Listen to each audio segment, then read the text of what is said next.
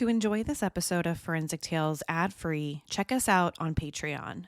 Patreon.com/Forensic Tales. Forensic Tales discusses topics that some listeners may find disturbing. The contents of this episode may not be suitable for everyone. Listener discretion is advised. A beautiful young nursing student is abducted from her parents' house in Tennessee, sparking a nationwide manhunt. But even after 6 people are arrested, is there enough forensic evidence to explain exactly what happened to Holly? This is Forensic Tales, episode number 265, The Murder of Holly Bobo.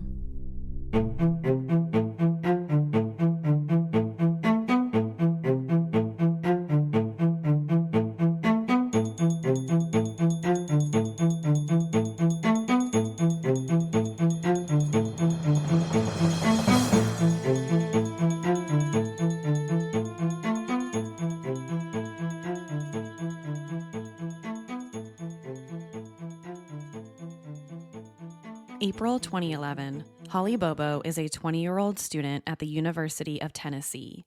She's got her whole life ahead of her. She's taking college courses to start a career in nursing. She has a good family, her mom Karen, dad Dana, and brother Clint. She's got a nice boyfriend. She's friendly, hardworking. Everything in Holly Bobo's life seems to be headed in the right direction, until it wasn't. One minute, she's here pursuing her dreams. The next, she's simply gone. It started on the morning of April 13th, 2011 at Holly's parents' house. At around 5:30, Holly's dad, Dana, left the house to head to work. That's usually the time he left in the morning. Holly's mom, Karen, also left. She worked as a teacher in a neighboring county, so she usually headed out around 7. But by the time both of her parents left for work, Holly was already up and going for the day. She had gotten up really early that morning around 4:30, so she could get some last-minute studying in for her upcoming nursing exam. So she wanted to get up early, study, and just make sure she had everything she needed for the day. That's just the kind of student that she was. Sometime after Holly's mom, Karen, left for work, Holly talked on the phone with her friend Hannah. She was in the same nursing program and also had that same exam. So the two talked for a few minutes, then Holly went back to studying at her kitchen table and got everything ready for the day. Hannah and Holly knew each other from before, but they became even closer friends after enrolling in the same program. So at the time, they were very, very close. This all happened sometime around 7. Holly and Hannah talked on the phone, and Holly said she was eating breakfast and getting ready to go. She was supposed to head out the door soon to get to school on time. Around the same time, Holly got another phone call. This time, it was from her boyfriend, a guy named Drew Scott. He called Holly while out turkey hunting on her grandmother's property. She apparently had a large property that was good for this sort of thing. So Drew had gotten her permission and was out there hunting with his dad before he had to go to work later that morning. But on this phone call, he said this. He supposedly told Holly that someone had come up to him while on her grandmother's property, sort of questioning what he was doing out there. He said he told the guy he had permission to be there and he was just turkey hunting. But something about the interaction didn't sit well with him. So he called Holly to tell her about it because he was on her grandmother's land and didn't want any type of trouble. The whole thing made him feel like this person didn't trust him or thought he was doing something that he wasn't supposed to, like maybe trespassing. So he wanted to call Holly and tell her about it. After that, the two hung up the phone. By 7:30, Holly needed to finish up studying and get ready to head to school by 8. But now, this is where things go wrong. Sometime between 7:30 and 8 o'clock, one of the neighbors called Holly's mom, Karen, while she was at work. But since Karen didn't have her cell phone on her, the neighbor didn't get in touch with her on her cell phone. So the neighbor called the school where Karen worked and got the message to her that way. She said her son had heard a scream coming from the direction of the Bobo property. It sounded like a girl's scream, so he thought it might be Holly. Now, at pretty much the same exact moment, Holly's brother Clint woke up because Holly's dog Champ was barking uncontrollably. Clint didn't have to be up early, so he was the only one still asleep in the house. His mom and dad were both at work, and Holly had gotten up early to study. But as soon as he hears Champ, the dog, barking, he wakes up. He also got a call from his mom saying what the neighbor had told her about the screaming. So she wanted him to get up and go check on his sister Holly just to make sure that everything was okay. So Clint rolled out of bed and headed toward his bedroom window. And that's when he saw Holly's car still parked where it usually was in the carport. But right there next to it, he saw his sister and a strange guy kneeling down next to the car. He recognized that it was his sister Holly, but he didn't recognize the guy. He was someone with long, dark hair wearing a hat and camouflage pants. Now, Clint couldn't exactly hear everything this guy and Holly were saying because they were out in front of the house and he was simply watching them from his bedroom window. But later on, he said it sounded like the two of them were arguing about something. He just had no idea what. Clint would also say later that the guy was doing most of the talking and Holly seemed very upset and was crying. The only words he could make out from this heated conversation were at some point he thought he heard his sister say, "No, why?" But beyond that, he didn't hear a word. Now, as far as who Holly was talking to out in front of her parents' house, that's going to be the most important question at the center of this story. There's going to be at least 6 possible people that it could be.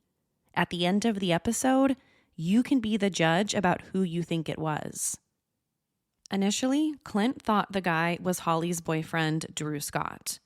He thought maybe they were breaking up and that's why they were arguing. Clint knew that Holly had gotten up really early that morning, sometime around 4:30, to study for that exam. And he also knew that Drew was out hunting turkey early that morning on their grandmother's property. So it would make sense if he stopped by the house afterward to come visit her. However, at this particular moment, Clint didn't realize that just a few minutes before he woke up to the sound of the dog barking, one of his neighbors had heard screaming and called Karen Bobo while she was at work. So as Clint stood at his window watching Holly and this guy arguing, he got a frantic call from his mom. But Clint told her to relax. It was probably just Drew. But Karen said no, it wasn't him, and he needed to, quote, "go get a gun and shoot this guy. It's definitely not the boyfriend." But Clint was like, "No, Mom, why would I go get a gun and shoot Drew? Why would I shoot my sister's boyfriend just because they're standing in front of the house having an argument or maybe breaking up?" So he wasn't convinced at first that this person that Holly was arguing with wasn't Drew Scott. Now, maybe it's because he was tired and he just woke up, or maybe it just took him a while. But eventually, Clint realized this person wasn't Holly's boyfriend. He doesn't look like him, and from the little bit of the conversation he can hear, it didn't sound like him either. So this sent him in a panic, just like his mom. He jumped out of bed, grabbed his loaded gun, and took off out of the house after his sister and this mystery camouflage-wearing person. But when he got outside, he couldn't see them anymore. The two had already walked away toward the tree line on the property, toward the wooded area behind the house. There was also blood on the pavement right next to her car, suggesting that this heated argument had turned violent. At the very sight of blood, Clint knew something was really, really wrong. So he ran back into the house and called 911. He saw his sister arguing with someone he said he didn't recognize. He went outside to go look for her. They're both gone, and now there's blood on the ground near her car. Something has to be wrong with this picture. Karen Bobo, Clint and Holly's mom, also called the police. But because she was at work, the call was routed to the wrong county. So the call took some time to get to the right people. Back at the house, Clint tried calling his sister's cell phone, but she didn't pick up. Then about 10 minutes later, the police finally showed up at the house at around 8:10. They started by talking to Clint. He was the only person who saw this guy talking to Holly. So essentially, he was the only witness. But he's not able to give a very good suspect description. He said the guy was anywhere from 5'8" to 6 feet tall and weighed about 180 to 200 pounds. He was wearing a camouflage pair of pants and a hat, and said the guy's voice was very deep and low, but that was pretty much it. One of the things the police failed to do in the beginning was secure the scene. They didn't set up any roadblocks to stop cars going in and out of the neighborhood. In fact, they didn't really consider this a crime until about 2 hours later. So during the first 2 hours after Holly Bobo disappeared, there might have been a lot of missed opportunities from a criminal investigation standpoint. The police didn't block off the roads. They didn't secure the crime scene. Anyone was allowed in or out. They even walked all around the Bobo property, possibly destroying evidence like tire or foot tracks.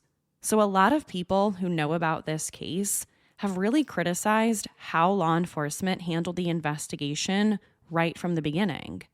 Could valuable forensic evidence have already been destroyed? One can only wonder. But regardless, about 2 hours in, Holly Bobo was officially considered missing and most likely in danger. When Karen and Dana Bobo returned home from work, they were both devastated. So was the entire community. And everyone knew that time wasn't on their side. The longer Holly was gone, the higher the chances were that something bad was going to happen to her. So pretty early on, Karen got a hold of Holly's cell phone records, the records that showed where her cell phone traveled. And through these cell phone records, the police were able to track her movements after her disappearance. They showed that she stayed in the area around her house for close to 2 hours before eventually heading north toward the interstate. But after that, the cell phone went cold. There was no other movements. So again, this might be another missed opportunity for law enforcement. They didn't get their hands on Holly's cell phone records until hours after she went missing. If they had gotten them sooner, they would have known that she was still in the area, and maybe they could have found her, but they didn't. The first person the police considered as a possible suspect was the boyfriend, Drew Scott. He had to be suspect number one. He's the boyfriend. But he was pretty quickly ruled out. He was all the way across the county turkey hunting with his dad when Holly disappeared. And he had a good relationship with her, so he really didn't have any motive to want to do something bad to her. Even Drew's grandmother told the police that they talked about getting married someday. Even though she was 20 and he was 19, they were really close and had a great relationship. So as far as suspects go, Drew didn't make much sense. He had an alibi, he was nowhere near the Bobo property, and he lacked a convincing motive. I guess it's not always the boyfriend. Over the first 48 hours, the police conducted extensive searches of the area surrounding the family house. Reward money was offered up. They even brought in scent dogs, but that didn't have any luck either. The only pieces of forensic evidence they had early on were number one, a pool of blood on the ground near Holly's car, a 2006 black Ford Mustang. And when the blood was tested, it came back as a positive match to Holly. It was definitely her blood. Number two, a footprint. A Croc shoe print was found near the house. Now, a Croc print is interesting for a couple of reasons. If Holly's abductor was wearing all camouflage like Clint had said, why was he also wearing a pair of Croc shoes? That seems a little strange to me. So no one knew at this point whether the Croc shoe print had anything to do with the case or not. The shoe print was just photographed and everyone moved on. 2 days after Holly disappeared, the police found her lunchbox on Bible Hill Road on April 15th. This is a spot not far from the family's home. Then after that, more items of hers turned up. A receipt, a notebook, then a few days after that, they found her cell phone.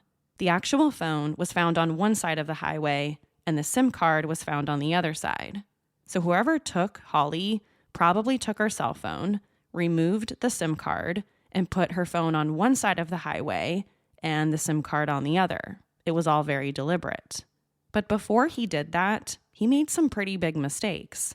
Like, why didn't he get rid of her cell phone sooner? He must have known the cell phone would be able to tell the police exactly where she was, or at least tell them the direction that the cell phone traveled in. So if she has her phone, that's basically like leaving the police little breadcrumbs for them to come find him. He should have gotten rid of it from the moment that he kidnapped her. Do something that's going to throw the police off his scent. He also made mistakes about not getting rid of her other stuff, like the purse and the notebook. It's like he kidnapped her, but let her take everything with her. Now, there's something else interesting about the cell phone that I think you should know about.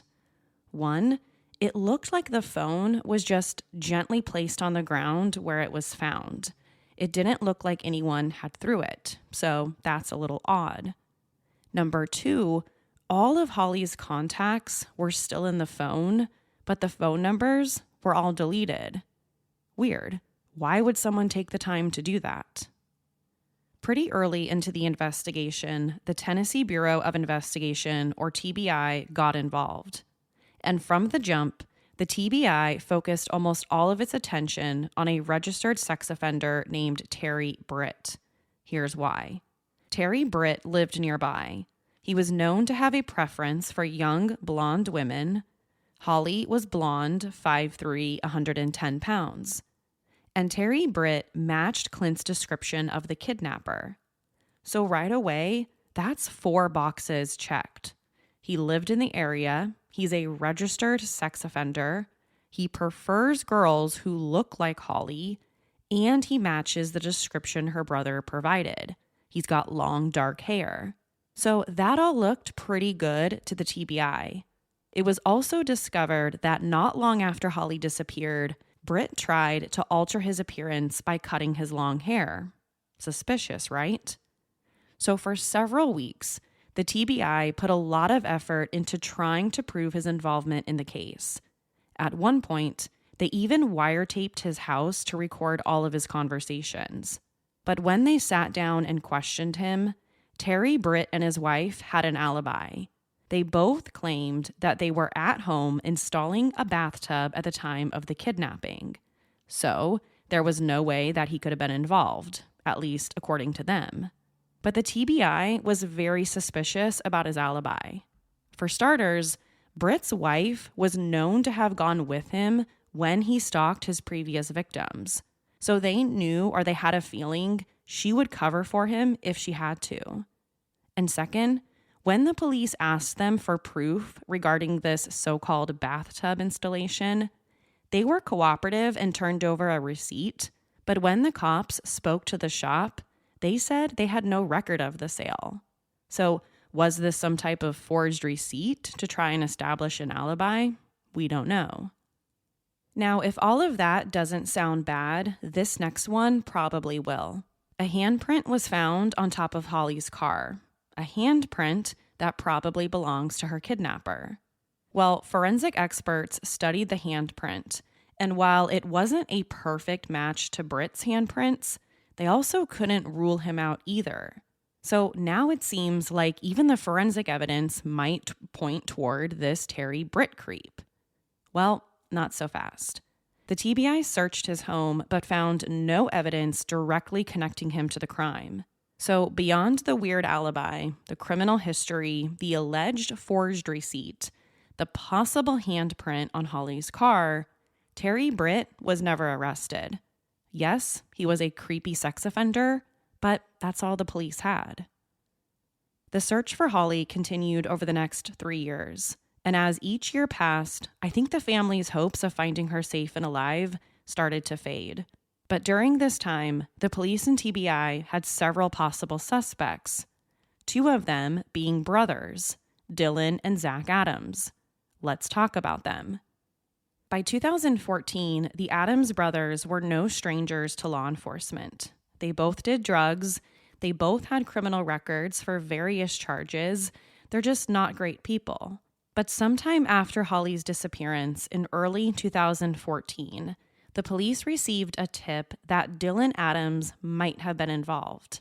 He had been arrested for unrelated weapons charges, and while he was in custody, the police became suspicious of him. His brother, Zach, had apparently tried to slip him a note saying something along the lines of, "Tell my brother he's the one that started this shit, and if he don't shut his mouth, he'll be in the hole beside her." So when the TBI found out about this, they thought her might refer to Holly Bobo.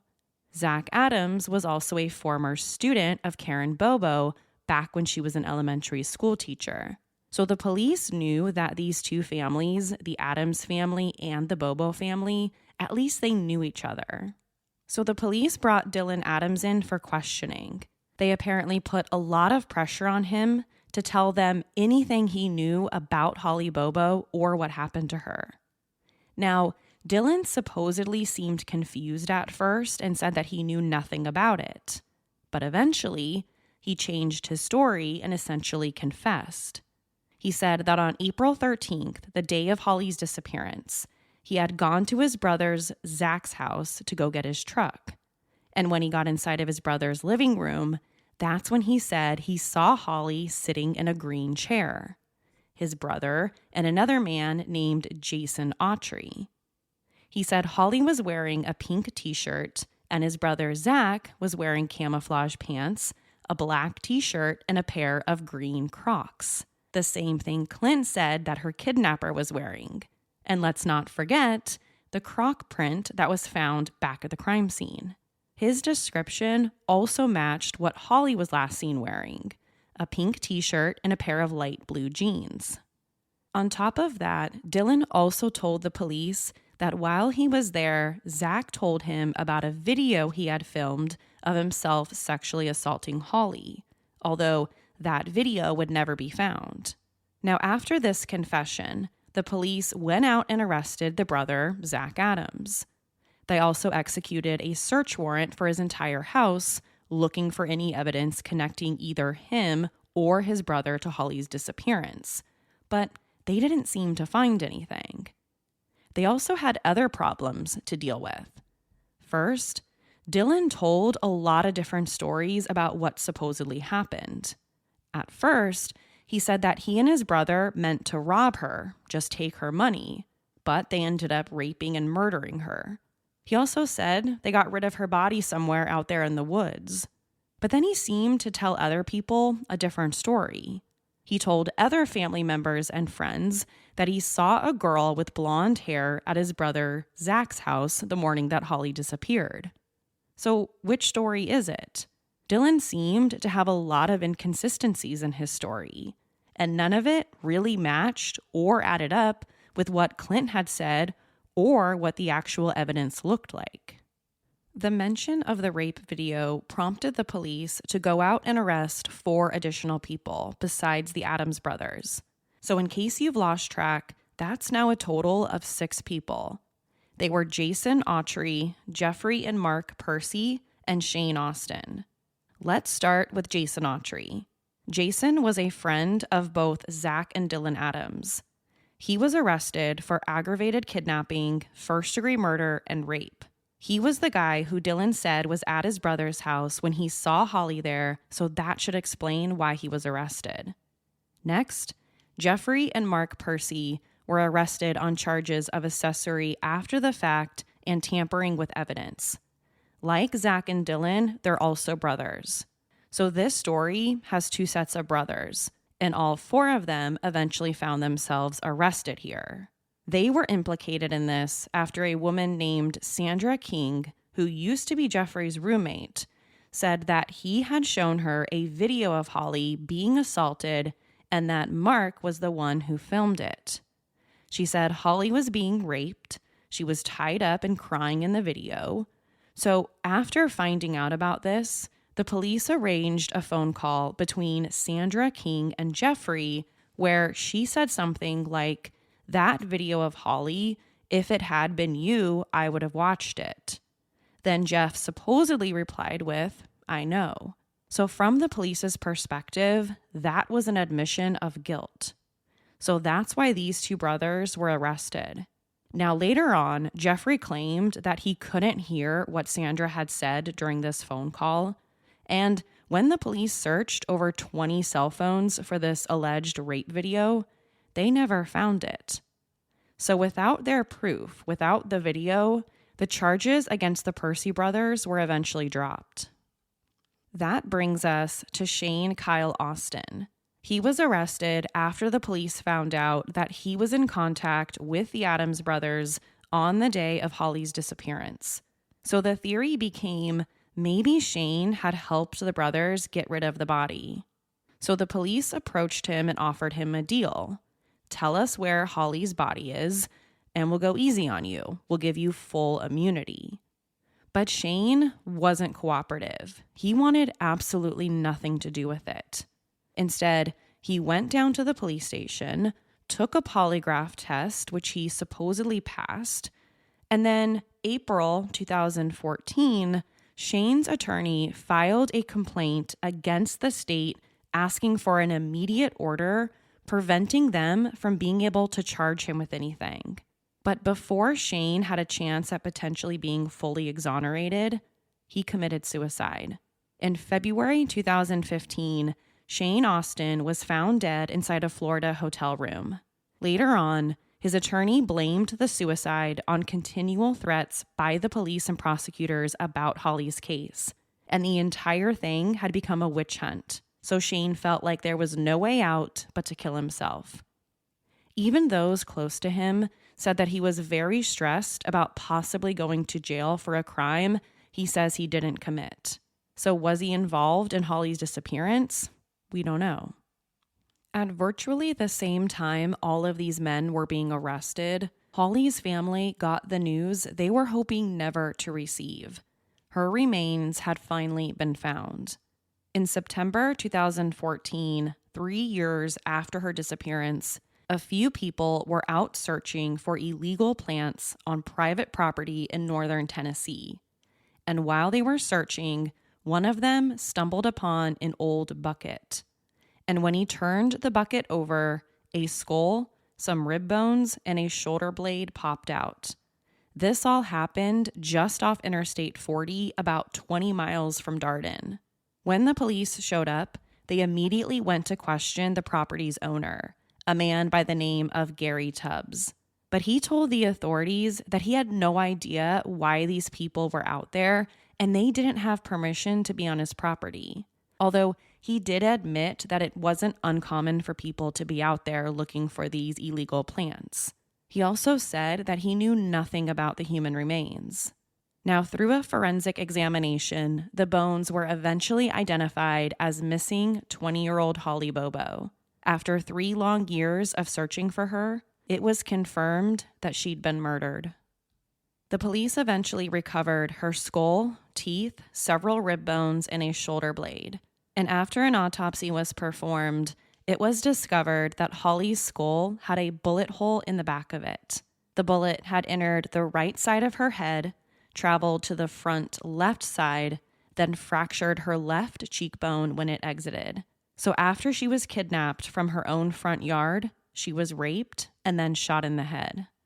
As soon as Holly's remains were found, the police went back to the Adams brothers and their friend Jason Autry to apply even more pressure. And that's when Jason Autry flipped the script. He decided to confess to everything. He admitted that yes, he had been an accessory to the murder, but he says he didn't do anything to hurt her directly. According to Jason Autry, he had gone to his friend Shane Austin's house to buy drugs. Shane Austin was the one who committed suicide. Once he got there, he said he saw Shane Austin and both Dylan and Zach Adams there destroying evidence. So he wasn't at Zach Adams' house like Dylan had already told the police. We'll talk more about that in just a second. So Jason Autry said he saw Holly lying underneath a multicolored blanket in the back of Zach's truck, and Austin was burning evidence in a burn barrel. The 3 men had supposedly said they drugged and raped Holly, and now they needed his help to get rid of the body, to which he agreed. This is why he says he was an accessory, but didn't do anything to actually harm her. He said they all drove Zach's truck near a bridge over the Tennessee River. The initial plan was to gut Holly's body so it wouldn't rise to the top of the water after they dumped it in the river. But he said before they could do that, they heard Holly moan and move her foot. She was still alive. So that's when Jason said he looked around for any potential witnesses while Zach got out his gun and shot her in the head. After that, Jason said all 4 men heard a boat coming, so they started to panic and put the body back into the back of the truck and decided to dump it somewhere else. Then once all was said and done, Jason went back home. As to how this all started, why Zach Adams allegedly showed up at Holly Bobo's house wearing camouflage pants and green Crocs, Jason said it was because Zach Adams was there to show Holly's brother Clint how to cook his own meth. But when he got there, Holly got pissed and wouldn't let him inside. They got into an argument. The argument turned violent. Zach kidnapped her, raped her, and all 4 of these men played a part in dumping her body. Now, Clint Bobo has adamantly denied this. He has said that Zach Adams was never supposed to be there to show him how to cook meth, and that all of that was a total and complete lie. So we don't know exactly where the truth lies here. That's just what Jason Autry said happened and why Zach Adams was at the Bobo house in the first place. But again, Clint Bobo completely denies this. But just like with Dylan Adams' story, there's a lot of issues with his confession as well. Like, why would he help them cover up a crime that he says he didn't commit? He says he went there to buy drugs, but somehow ends up getting rid of a body and witnessing a murder. And how it was eventually discovered that Jason Autry was also at Holly Bobo's house that morning with Dylan and Zach Adams. He didn't just show up at Shane Austin's house and see Holly's body there. It's now believed that he might have been the one that Holly walked into the woods with that morning. There were also a lot of inconsistencies with Dylan Adams' confession. He said Holly was at his brother's house, but now Jason Autry says it was at Shane's house. So which one is it? That's a lot of different stories from a lot of different people. I think that's part of the reason why people are so critical of this case. There are 6 possible suspects. All of them have very different stories. A lot of them confess, but they confess to entirely different things. And that's all very, very confusing. And it's hard to know what the truth actually is and who's guilty of what. Jason Autry eventually agreed to take a plea deal from prosecutors in exchange for his confession and his agreement to testify against the Adams brothers. So for his cooperation, he was sentenced to only 8 years in prison, a significantly reduced sentence. Had he not agreed to testify against the brothers, he would have probably gotten decades in prison. It's September 2017, and Zach's trial is up first. Almost the prosecution's entire case is circumstantial. There is no DNA evidence linking Zach to the crime. There's 0 forensic evidence here. The handprint on Holly's car doesn't match. The blood found at the scene belonged to Holly. And since they only found remains, there's no forensic evidence of the alleged rape. It was pretty much all Jason Autry, the state's key witness, saying Zach was guilty.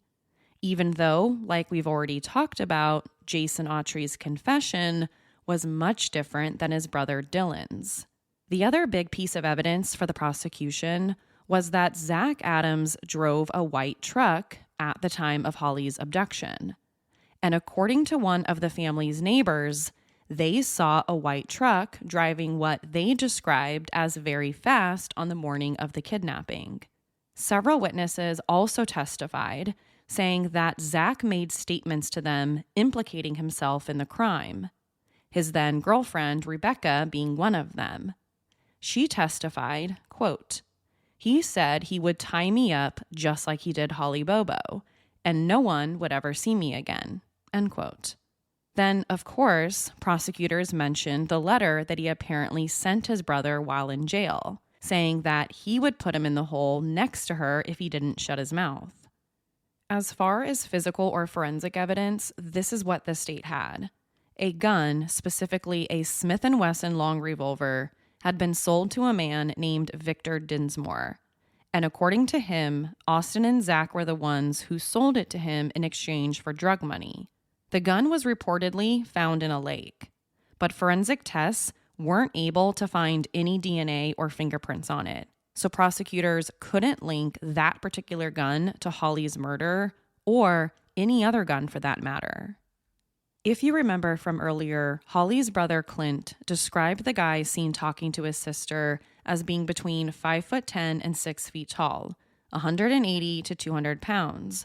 Having dark hair sticking out from under his hat, it was even long enough to cover his neck and touch his collar. Well, of the 6 people we've talked about, only Zach Adams comes close to matching that description. So for the prosecution, this was their way of saying, hey, this guy could be the person that Clint described who was talking to his sister that morning. So he has to be the primary suspect here. But when considering the physical and forensic evidence as a whole, the state came up short. There was no smoking gun. There was no DNA, fingerprints, nothing here for the state to rely on. But that didn't seem to bother the jury. Forensic evidence isn't always needed to secure a conviction. On September 22, 2017, a jury found Zach Adams guilty of everything: first-degree murder, aggravated kidnapping, and aggravated rape. Then the following day, September 23rd, he was sentenced to life in prison without parole and 2 consecutive terms of 25 years for both the kidnapping and rape charges. But even to this day, Zach Adams maintains his innocence and says that he had nothing to do with what happened to Holly. And like we've talked about so much already, he says there is absolutely no forensic evidence proving that he's a murderer. Now, it's his brother, John Dylan Adams' turn. Before anything happened in his case, Dylan allegedly recanted his entire confession. He said he only implicated himself and his brother in Holly's murder because that's what the police wanted to hear. He now said he was completely innocent. Either way, January 18th, 2018, Dylan pleaded guilty to first-degree murder and aggravated kidnapping. And in return for his plea, he was sentenced to 15 years on the murder charge and 35 years for the aggravated kidnapping charge. These sentences would be served concurrently, meaning he would serve 35 years without parole. When it came to his plea, Dylan agreed to an Alford plea, which is essentially a guilty plea without admitting criminal liability. He got to plead guilty while still maintaining his innocence. So I'll let you be the judge on that one. But just like with his brother, there is zero forensic evidence linking him to Holly's murder. There's also something else about Dylan Adams. According to his family, he suffers from a mental disability. And when he confessed to law enforcement, he was kept awake all night long and not allowed anything to drink or eat until he confessed or told the police what they wanted to hear. He would say something like, "What do you want me to say?" And his family says that's when the police would tell him certain details about the crime. And Dylan would just repeat it back to them. His family says that he can read, but he can't perform simple tasks like being able to tell the time. So they believe, this is his family, that he was manipulated by the police into confessing. There was also a lot of public criticism about what prosecutors claimed they had as far as forensic evidence was concerned. For instance, in 2014, District Attorney Matt Stowe made a statement that because Holly was on her period at the time of her murder, there was a lot of DNA evidence found inside of Zach Adams' house. But none of that DNA evidence was ever turned over to the defense or produced at Zach's trial. So, did the DNA evidence ever exist? Or was this just something made up by the prosecution? Zach's lawyers would also say that the medical examiner never gave them her autopsy reports. Let's go back to Terry Britt, the registered sex offender once considered a credible suspect by the TBI. Well, some people think he might actually be the guy. And the primary reason they think that is because of the handprint that was found on Holly's car. Although he couldn't be included as the contributor of the print, he also couldn't be excluded. His print shared a lot of similarities. Enough similarities for forensic experts to question whether he could have actually left it on her car. So, talking about the forensic evidence, Terry Britt seems to be the only person who might have left something behind. Nothing. No other forensic evidence was discovered that definitively links the other 6 men. It's just Terry Britt leaving some people to wonder if the right people are in prison. So again, you can be the judge of that as well. On the morning of April 13th, 2011, Holly Bobo's entire life was taken away from her. She was only 20 years old. And although 6 people would eventually be arrested, only 3 of them have been prosecuted. Throughout the years, the case confronted several setbacks, from the deaths of suspects, changes in the prosecutor team, to issues involving the TBI. There were even motions made behalf on the defense to demand that prosecutors release whatever forensic testing was ever done on the case. But none of that will ever bring Holly back.